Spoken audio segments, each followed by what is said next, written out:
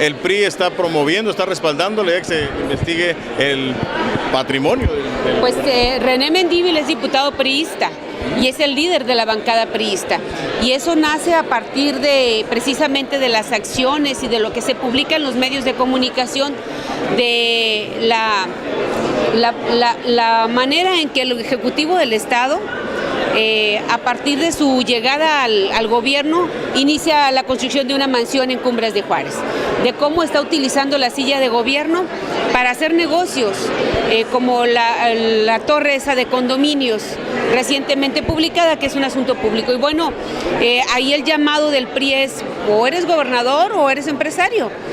Como empresario tiene éxito, como gobernador creo que va en fracaso. Ustedes ya lo habían denunciado durante el proceso electoral con relación a una propiedad que él desincorporó como alcalde. ¿Qué pasó con eso? ¿Ya no siguieron el asunto? Pues no siguieron, como muchos temas se quedan dormidos ahí en la investigación y en la... ¿Pero presionaron?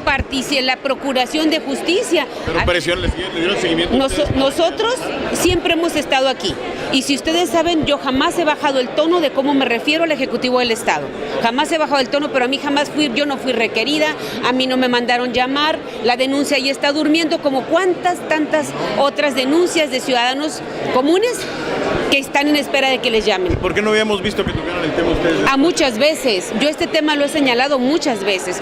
No soy oportunista al hablar de la poca transparencia del señor Francisco Vega de la Madrid, porque no me gusta referirme con su apodo porque me parece cómico. ¿Usted cree necesario lo de la creación de una comisión en el Congreso del Estado? Por supuesto, yo creo que siendo él el primer mandatario de este Estado, tiene que ser un hombre transparente, absolutamente transparente, y dejar de que no quede a suspicacia si de dónde provienen los bienes. Podrá ser un exitoso empresario, pero es el gobernador de este Estado.